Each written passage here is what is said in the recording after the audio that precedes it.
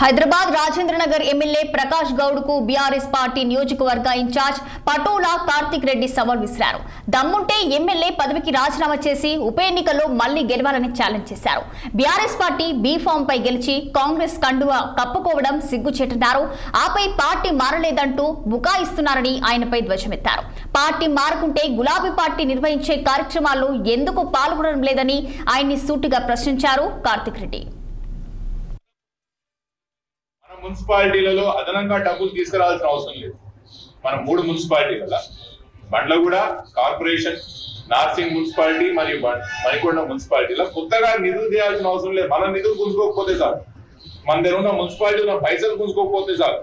మొన్న లాస్ట్ లా జరిగినటువంటి municipal meeting లో కొంతమంది కౌన్సిల్ ఇక్కడ తెలుసు, దాదాపు కోట్ల రూపాయలు, 100 కోట్ల రూపాయలు ఈ 3 మున్సిపాలిటీలు ప్రపోజల్ పెట్టి, మీకు కూడా తెలుసు.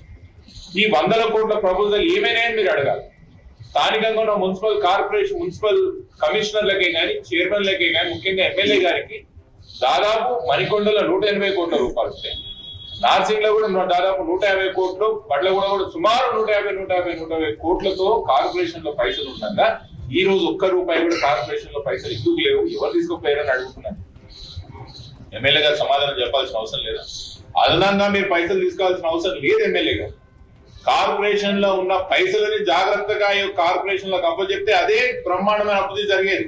కానీ ప్రభుత్వం చిప్ప ఎత్తుకొని ఈ రోజు దేశవ్యాప్తంగా అప్పుల కోసం తిరుగుతున్నది.